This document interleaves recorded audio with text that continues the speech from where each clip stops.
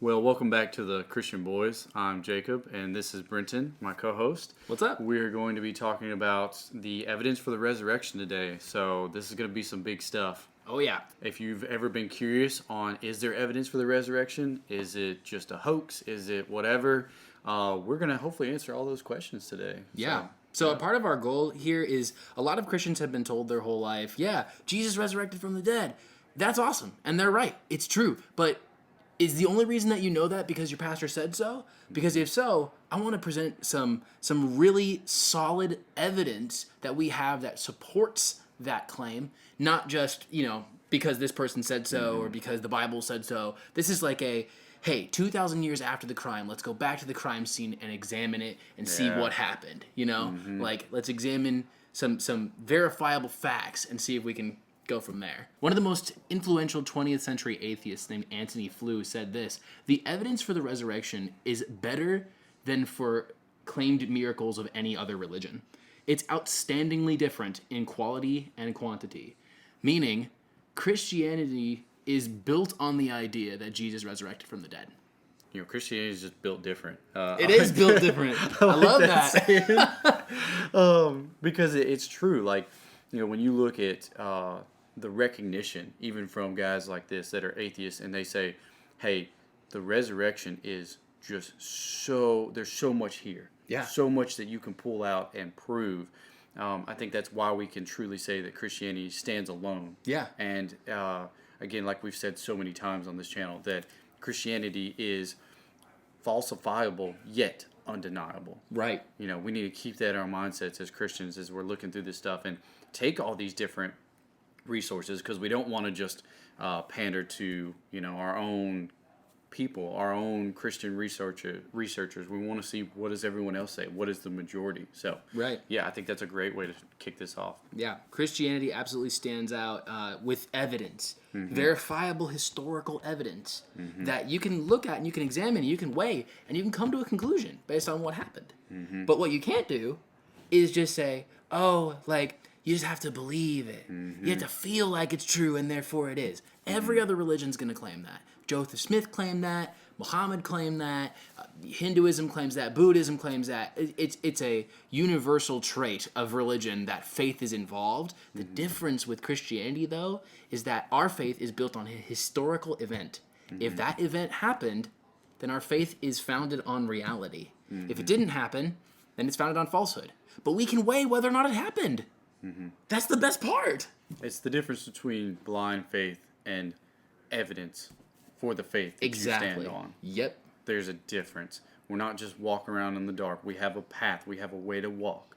God placed that for us, and our faith is merely us walking that path. Exactly. That's all it is. Yep. We have it already laid out for us. We just have to walk down it. Exactly. Jesus made a lot of claims to deity in his life. He claimed to be the Son of Man from Daniel 7, who comes on the clouds, which is specifically something God did, and only God did. And he claimed to receive worship from all mankind. And he also claimed to be the one in the bush speaking to Moses. He claimed this in John, where he says, I am. Before Abraham was, I am. And that's the same name that he gave himself in the burning bush to Moses. So he claimed to be that I am.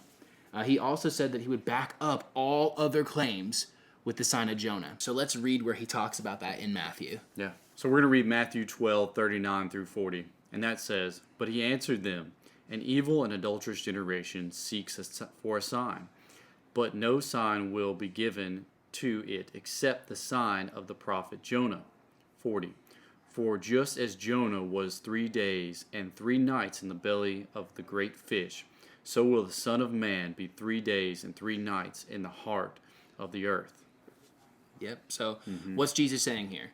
He's saying that just like Jonah was dead and buried for 3 days in that fish, and then he, was brought back to life, spat back out on the shore, and he was able to go complete his task in Nineveh, the same way Jesus is going to die, be buried into the earth, and then resurrect after 3 days. And why would he do this? As a sign to his generation that everything he was saying was true. Because only God could vindicate him like that. Only God could bring him back up from the dead. And again, we claim all this because Paul says in 1 Corinthians that if Christ is not raised from the dead, then our faith is useless, because that would mean that everything Jesus said about himself was a lie. Christians believe that the only way that we're reconciled to God is through Jesus' sacrifice on the cross. And that if he's not raised from the dead, then our hope in him, that our hope that we will follow him in a resurrection like his, is worthless. Because if he never resurrected, neither will we. So, again, if evidence is available for us to examine, then let's examine this evidence. Let's not just talk about it and dance around it. Let's actually talk about some of the evidence that there is that not only did Jesus die, but he resurrected after 3 days. And that the only reasonable explanation that explains all the data is his resurrection. So what we're going to go through today is an argument that's called the minimal facts argument. For reference, this is a argument that was put forward by a textual critic and historian whose name is Gary Habermas, and was helped supported by his colleague Mike Licona. And they have an amazing book that's called Evidence for the Resurrection of Jesus. Fantastic book, definitely recommend it. But the minimal facts approach is basically what Gary Habermas did was he surveyed all peer-reviewed articles, books, and papers regarding the resurrection, all of them, for the past 40 years. And basically he took a bunch of various perspectives, whether it be atheist or Christian or agnostic, didn't matter. No matter what their personal beliefs were, he narrowed down the arguments that everyone gave down to the bare facts that more than 80% of all this literature agreed on. What are the base level facts that everybody, regardless of your view, agrees was historically verifiable? And he says that even based on that criteria alone, the only reasonable explanation is Jesus resurrected from the dead. That a miracle is the only possible explanation that explains all the data.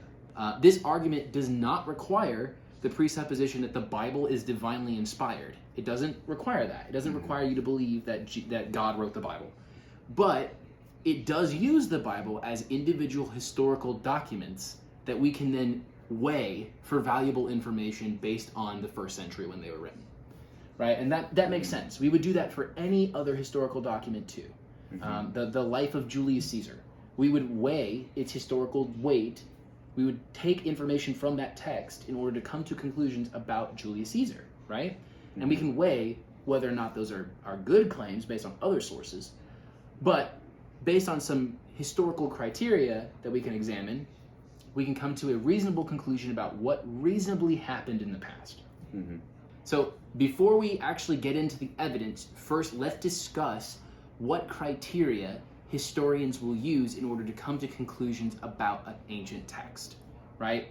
They use these criteria to help decide, hey, is this a text that is more than likely talking about something that really happened, or are they kind of embellishing things, making things up for the sake of making someone look better, or for money, or for power, or there's a plethora of reasons, but is this text reliable?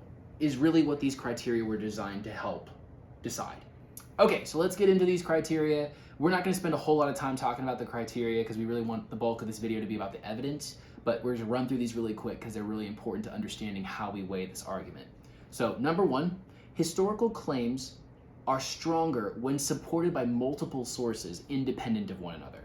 So what that means is multiple texts all talk about the same event, and these authors were not at all connected to one another.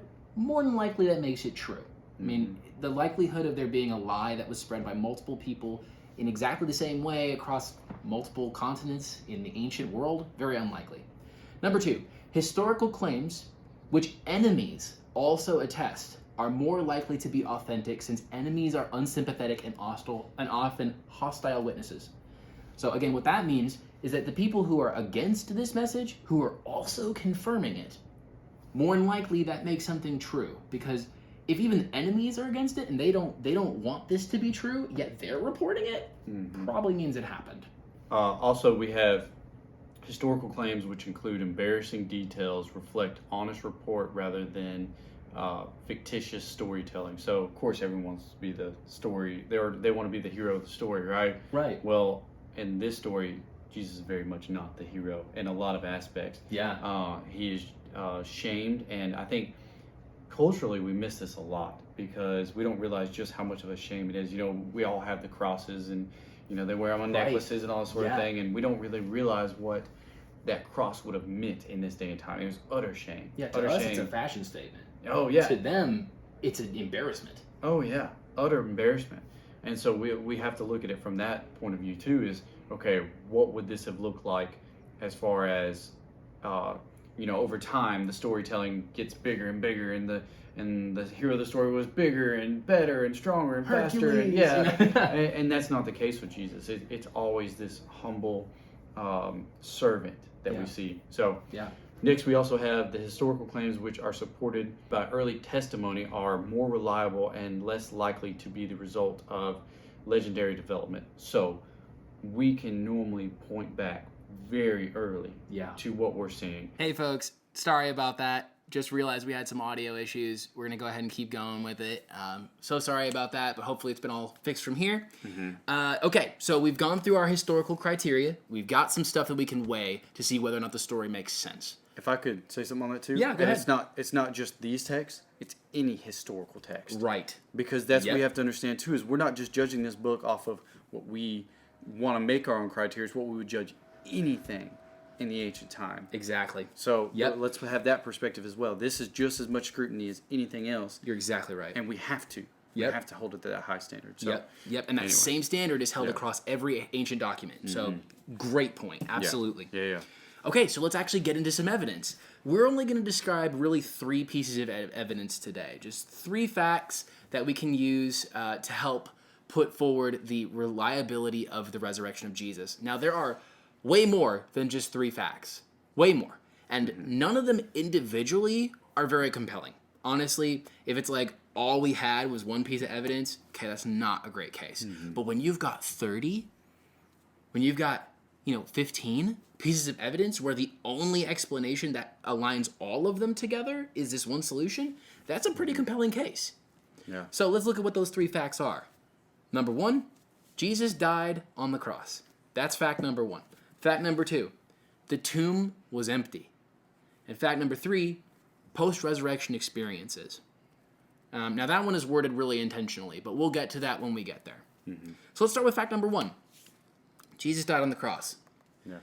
This is the unanimous testimony of 13 different ancient sources, not including, it is including Matthew, Mark, Luke, and John. But outside of those 4, the other 9 are from Roman sources, Jewish sources, just random citizens, people up in high government, like people from all walks of the ancient world, whether they be enemies of Christ or whether they be Christians, all confirming that Jesus, the carpenter from Nazareth, died on the cross. He died via crucifixion under the proctor Pontius Pilate. It's a verifiable fact. All of them agree.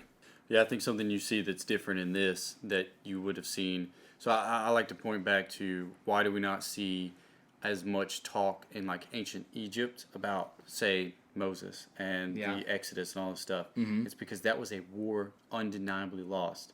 I think a lot of times these enemies don't even realize that they've lost a war. They still think that they've got the upper hand or that they can still work this for their own good. And what they end up doing is just proving the resurrection even further, which is so hilarious that that's how it happens. But it's hysterical. Anyway. Well, to reference some of those sources, Matthew, Mark, Luke, John, Josephus, Tacitus, Lucian of Samosata, Marabar Serapion, and the Talmud are just some examples that all agree Jesus died via crucifixion. This fits really well with our first and our third historical criteria. Multiple sources confirm this fact, and they were written at the times in which these people lived. Like, these people lived, except for the Talmud, they all lived at the same time Jesus did. This is super early testimony, right?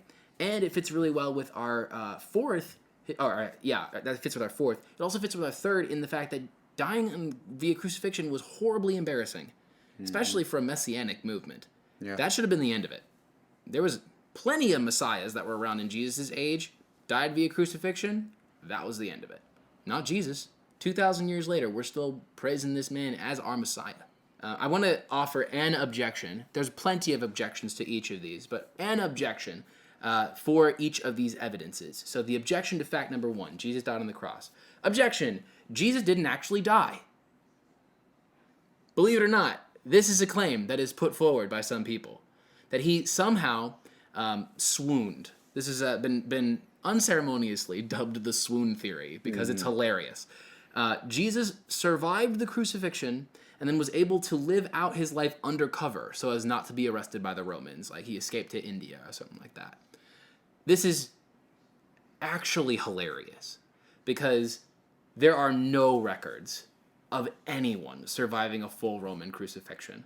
There is a record that Josephus provides us where 3 of his friends are being crucified, and they have not received a full crucifixion. So they've been nailed up on the cross, but they have not received the death blow, which would have been like your knees being broken or you being stabbed through the chest with a spear or being lit on fire. That's called a death blow. They hadn't received that yet, but they had been flogged, they had been nailed to the cross, and they had been placed. And he was like, these are my friends, I demand that they be taken down. And so they're immediately taken down, and they're given the best possible medical treatment that was available at the time, and still 2 of them died. Even with the best possible medical treatment, they died. One of them survived, but he did not receive a full Roman crucifixion. Jesus received a full Roman crucifixion. And even if he did somehow survive being flogged more than 40 times, people like to say 40 minus 1 because that was the Jewish law. Romans hated Jews. They would have intentionally done more just to piss them off. Yeah. He was flogged within an inch of his life, nailed with 3-inch spikes through his arms and his knee, or through his ankles, and then left there to suffocate. He was in shock. He was definitely dehydrated, like so many different things, and then stabbed through the heart, and then left in a tomb for 3 days. Even if he somehow magically survived all of that, how would he have then escaped the guards, broken out of the tomb, and then appeared to his disciples victorious over death? Like, it's not possible. Well, I think what you're describing is we don't understand it because we don't see it. You know, I think just all too often we don't understand it because we've never seen a crucifixion. We don't understand the ramifications of what's happening, how gruesome that it really is. Yeah. You know, we think of it like, you know, as it's such a amazing thing that he did, you know, and he was up there and this and that, and we play it off, but it was nasty. Yes. Nasty. I mean, the flogging is not a whipping. That is not the same thing. They had, like, these things on the whip that would cut through the skin. Yeah. And just nasty stuff. The crucifixion is not, you're just hanging there.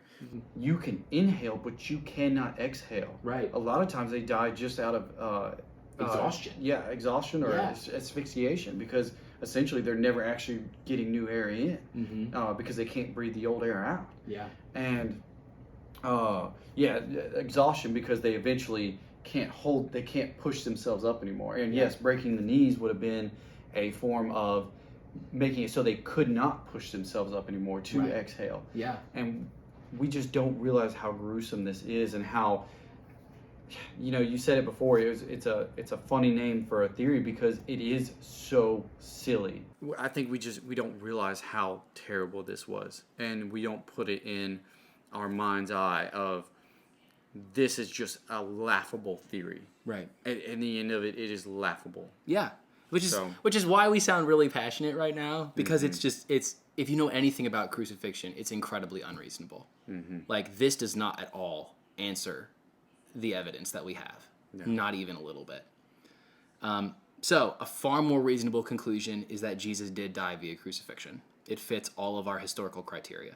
So the next part we're going to the tomb was empty. Yes. Right? Yeah. So what is our proof for that? Yeah, so this is our second fact. In ancient Jewish and Roman culture, a woman's testimony was less valuable than a man's testimony. And by and large, women were deemed as unreliable, especially in a court of law. However, all of our gospel accounts credit the discovery of Jesus' empty tomb to women. That, in and of itself, is fantastic evidence for the reliability of the New Testament and of the resurrection of Jesus, because if this was a later tale that was made up in their culture, you'd want a man to discover this. You'd want somebody like Peter or somebody like John, or, somebody important to come across this really groundbreaking discovery. But instead, you have the people who are less than reliable who are discovering this. Yeah, that kind of combos our 3 and 4 that we talked about earlier. It does. It's the embarrassment plus eyewitness. So essentially, the funny part about this is back in the day, it would have been known as unreliable, right? This is an unreliable source. There's lots of evidence that they would not have even considered this. However, the flip side of that is in today's mind eyes, like if somebody actually wrote this, if they were, they actually put this in, it's almost undeniably true. Yeah, they included this embarrassing detail for what Because reason? it was so unreliable. Right. No one would have considered this legitimate back then. Right. That means that today, it's that much more legitimate. Right. Which Because is the mind-blowing why would part. you make up something that would Yes. embarrass your movement? Why would you make that up? Yeah. It doesn't make sense. And again, yeah, like you said, this aligns with our historical criteria. Yeah. Especially the Gospel of Mark, which is the earliest source that we have for Jesus' life. And it, too, well, not, for his biography.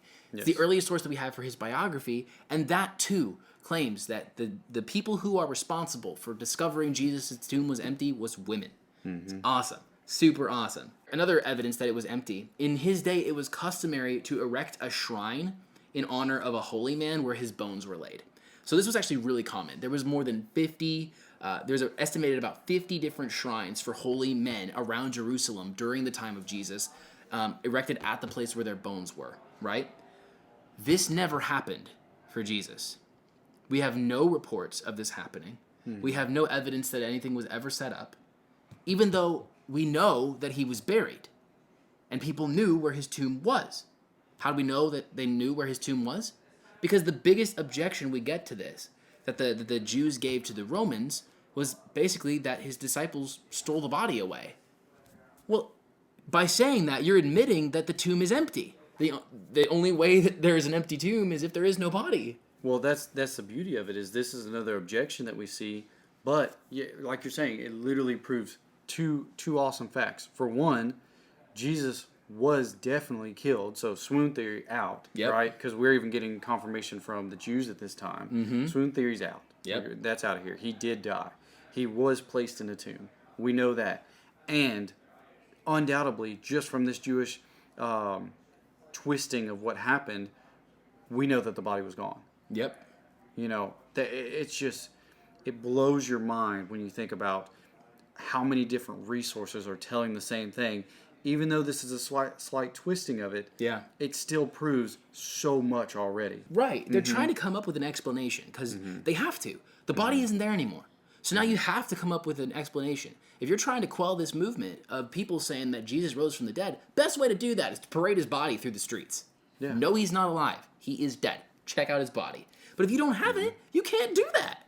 So the best argument you can come up with is, yeah, the disciples stole the body. We don't know if it was Roman guards or if it was Jewish temple guards who were guarding Jesus' tomb. We know that there was someone guarding his tomb based on at least 3 of our historical documents. Yes, they all are in the Bible, but again, we are weighing them based on their historical criteria.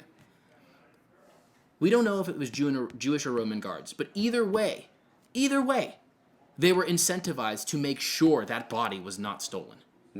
The Jews were incentivized because they would lose their jobs. The Romans were incentivized because they would lose their lives. So either way, if the disciples had somehow rolled a 2,000-pound stone away and stole the body of Jesus, just totally under the cover of darkness, and with these soldiers here, like, these soldiers would have been severely punished for it. So it just doesn't make sense. It is a completely illogical explanation as to what happened. The Jews and the Romans had no motive to steal the body. If they wanted to suppress Christianity, they wouldn't encourage it by providing an empty tomb. And the disciples wouldn't have the motive either, as we'll see in a moment. Because fact number 3 is the post-resurrection experiences.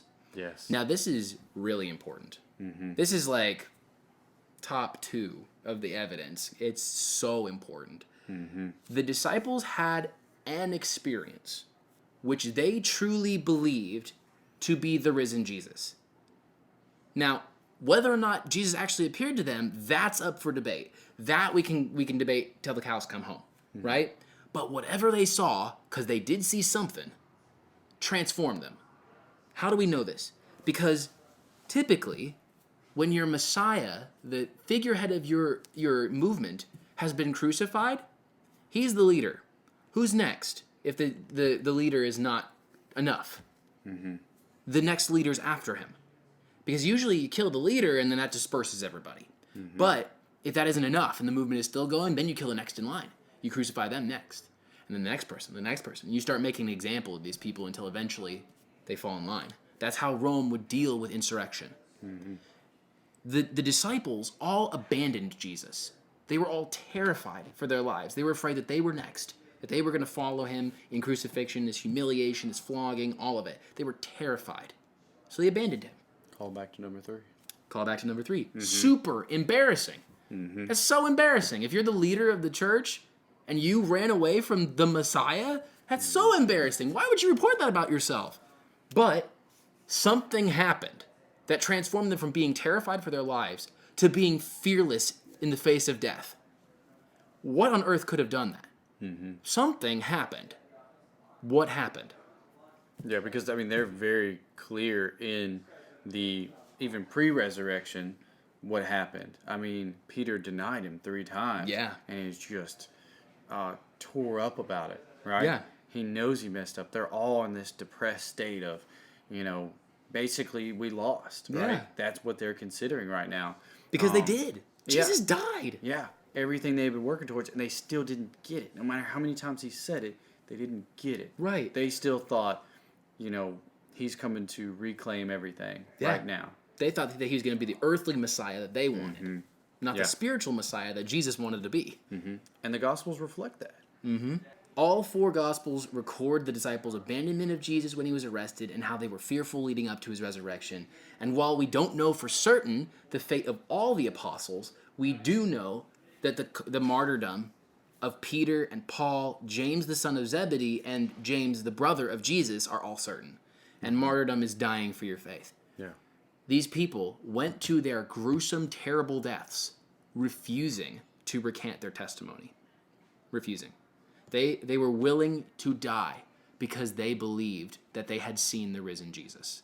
Truly. Mm-hmm. Now, what could have happened that resulted in this kind of a transformation? Right? The only thing that makes sense is they had some kind of experience. Mm-hmm. Right? Whether it was the actual risen Jesus or they saw a ghost or whatever, we can debate that, like we said. But something happened.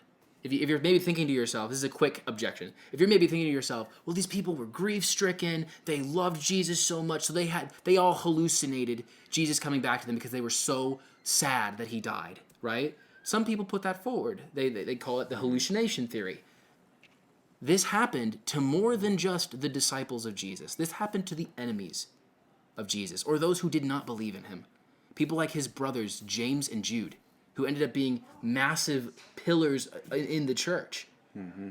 But during his lifetime, they were antagonistic to his ministry. Yeah. And the Apostle Paul was literally murdering Christians before becoming one of them and being willing to die, saying that I have seen the risen Jesus. Mm-hmm.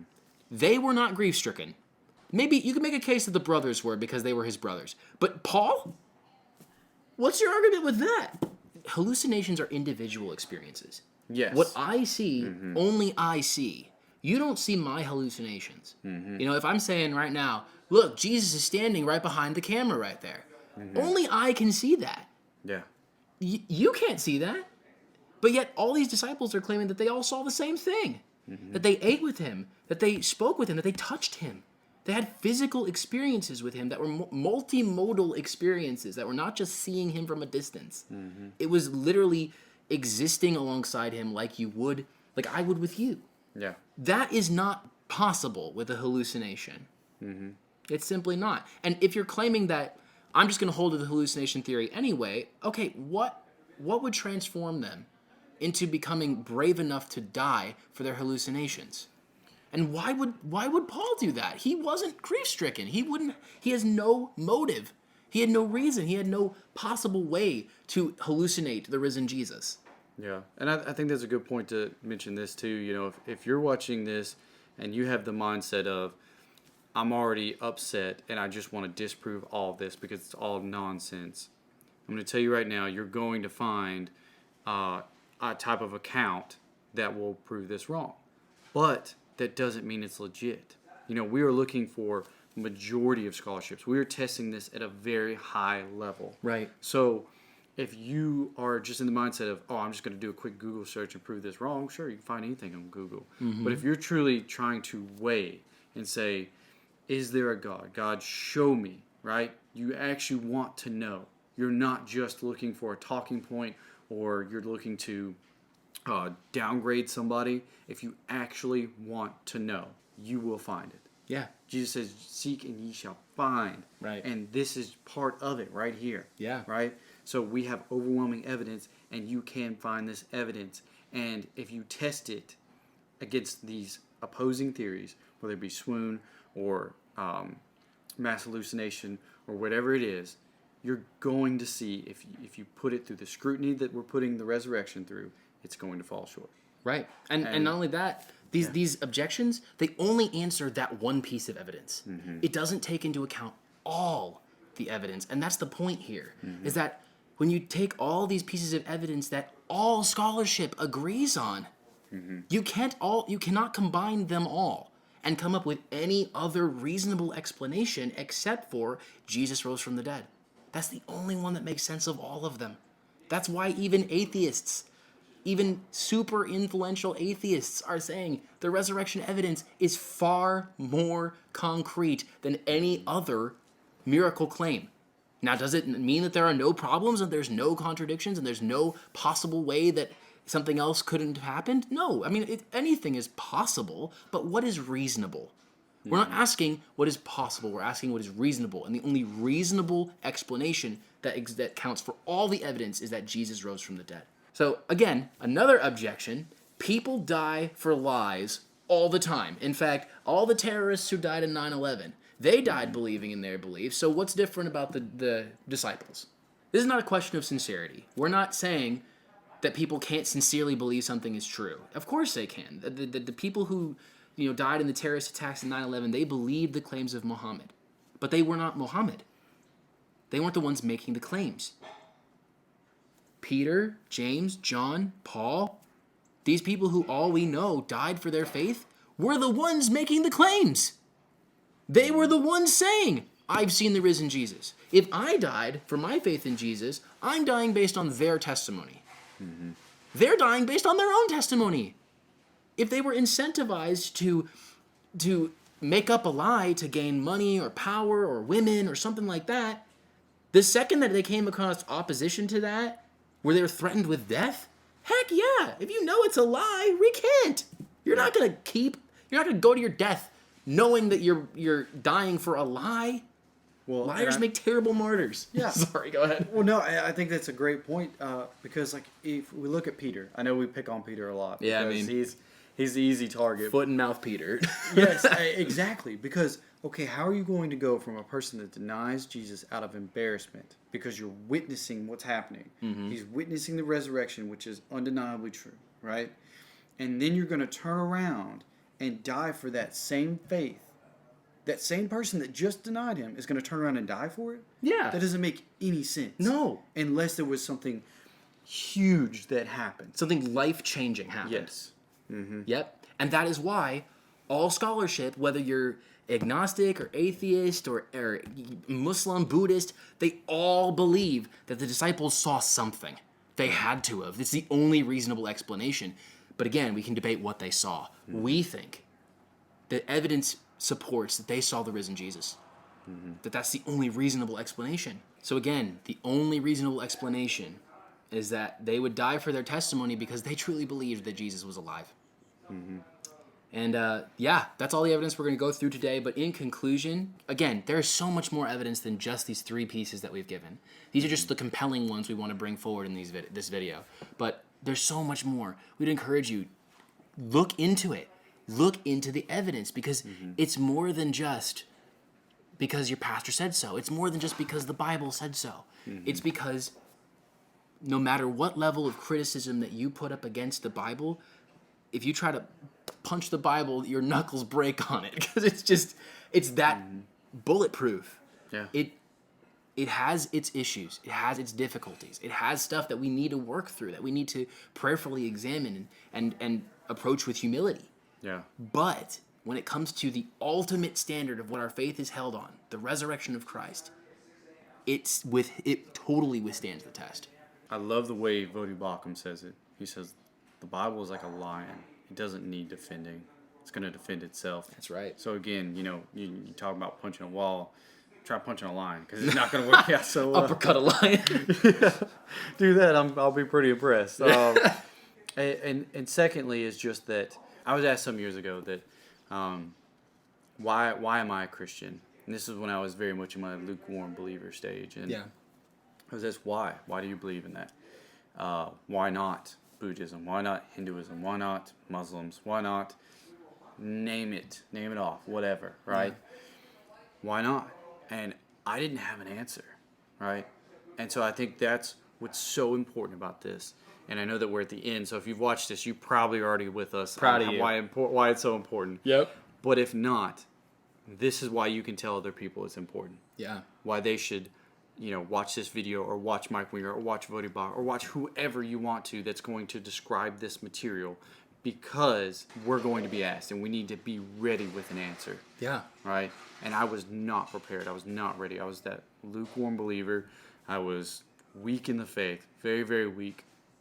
And I didn't have an answer. But now that God has given me that zeal to just learn, and I've been eating so much of the meat of the Word, I've found these answers, and I found so much evidence for the faith that I already had.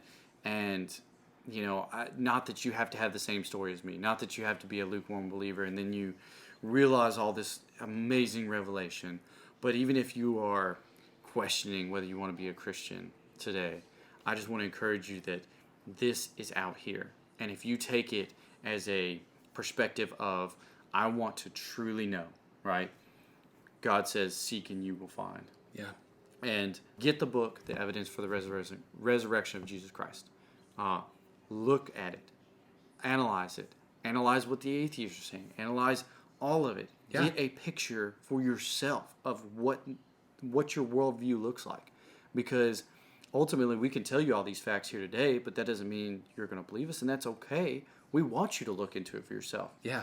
That way, when you do have an answer, you can stand as firm as you possibly can on it because you know that you've researched it fully for yourself. Right. So that would be my encouragement. And once you know that you know, and you have all this evidence, don't wait around. Start today. Because you can come to Jesus Christ and He can become your personal Lord and Savior today. So Amen. That's my encouragement. Right. We believe in the resurrection, not because of tradition, and not because of the authority of the Pope, not because of the families we grew up in, and if they believed it. It's not because of that at all. It's because the pieces of evidence, plus the confirmation of the Holy Spirit within our lives and our hearts, and just seeing the work of God was enough to put our faith in Jesus. And like Jacob said, that offer is for you too. Jesus Christ died on the cross to reconcile you back to God, and His resurrection is your example. Where you put your faith in Him, you'll follow Him. And you'll live forever in the love and comfort of a God who cared enough to step down into flesh on you and die on your behalf. And so we just want to offer you, please come to Jesus Christ. That His love and His life is enough for you, and the evidence for His resurrection is sound. But like He said, continue to study. Continue to look into it. Don't just take our word for it. Look into this. If we're wrong, tell us in the comments where we're wrong. I'd love to fight you on that. But anyway, Jacob, would you mind praying for us? Yeah, I can pray so. Awesome. Yeah, sure. Dear Lord, thank you for this day. Thank you for all these ears who are going to hear this, and that this would just be a blessing for you. That maybe this is a spark for those that need it. That they will have an answer for the faith that they already have, or that they will look into this further and find that faith. Dear Lord, we just want to thank you for all these open hearts and open minds that you will bless them through this. And dear Lord, thank you for these blessings you've bestowed upon us, that we are able to do this and give all glory to you. In Jesus' name we pray. Amen. Amen. Sheep.